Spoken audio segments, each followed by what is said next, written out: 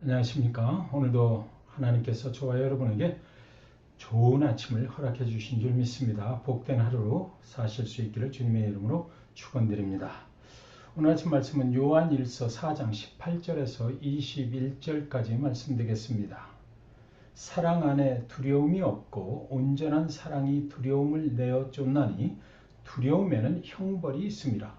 두려워하는 자는 사랑 안에서 온전히 이루지 못하였느니라.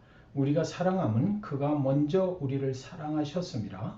누구든지 하나님을 사랑하노라 하고 그 형제를 미워하면 이는 거짓말하는 자니 보는 바 그 형제를 사랑치 아니하는 자가 보지 못하는 바 하나님을 사랑할 수가 없느니라.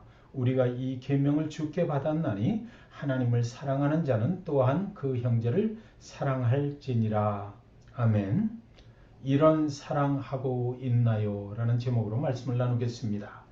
하버드 대학의 동물학을 연구를 하는 그 교수가 휴가를 떠나면서 연구실에서 사육을 하던 들쥐 50마리의 그 머리에 흰 페인트를 조금씩 칠해놓고 휴가를 떠났다고 합니다.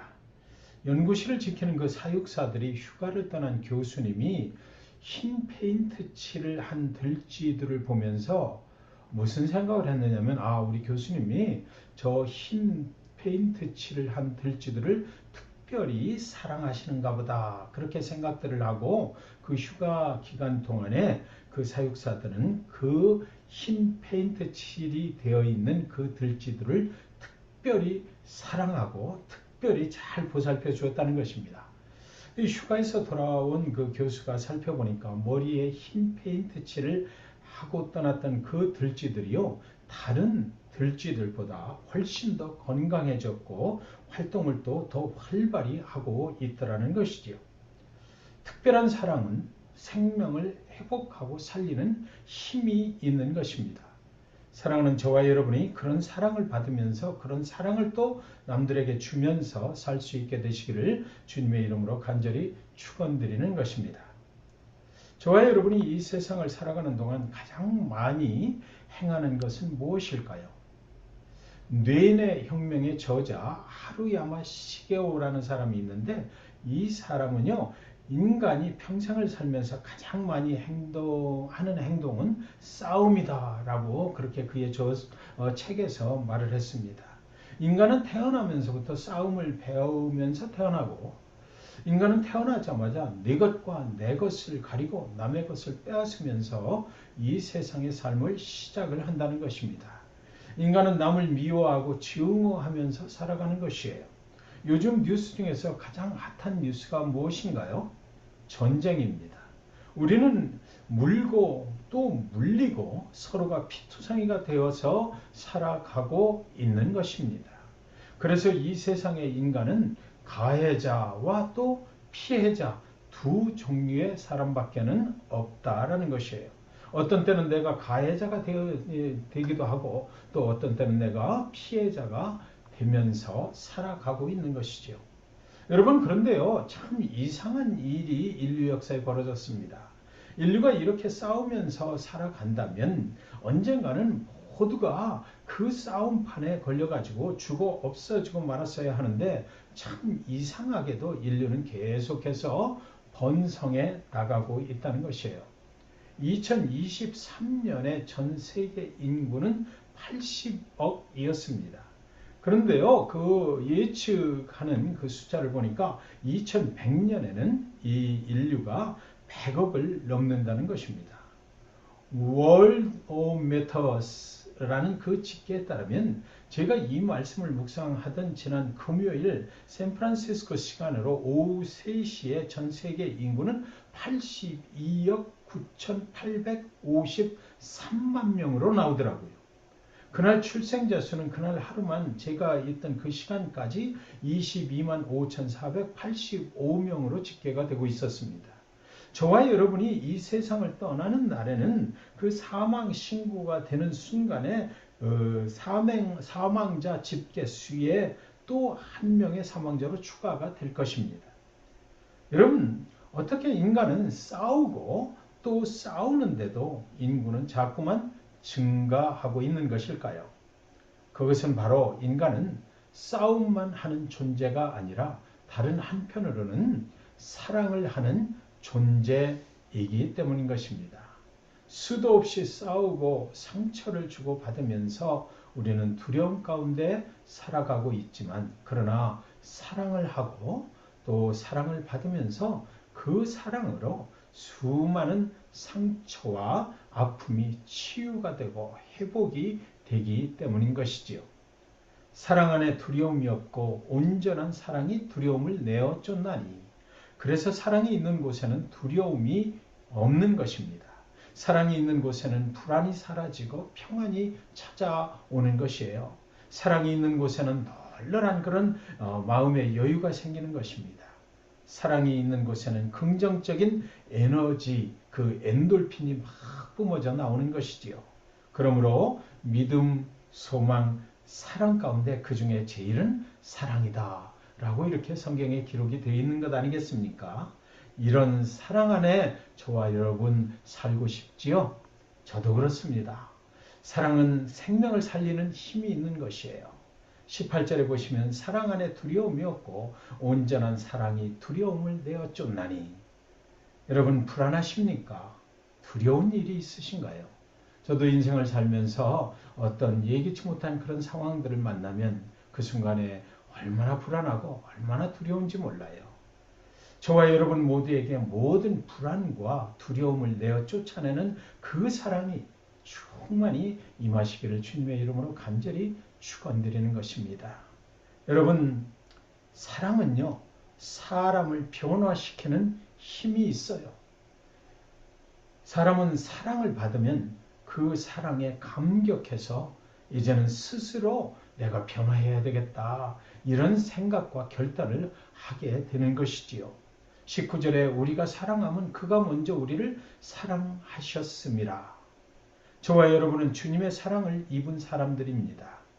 그 사랑이 너무나 감사함으로 우리는 이전에 행하던 모든 죄악된 것들을 이제는 버려버리고 이제 새 사람으로 새로운 삶을 살아가게 되는 것입니다. 세상 사람들에게 입은 은혜는 증오와 미움이 섞인 그런 은혜가 되기 때문에 사람을 결정적으로 변화시키지는 못하는 것입니다. 그러나 주님의 사랑은 완전한 사랑이잖아요.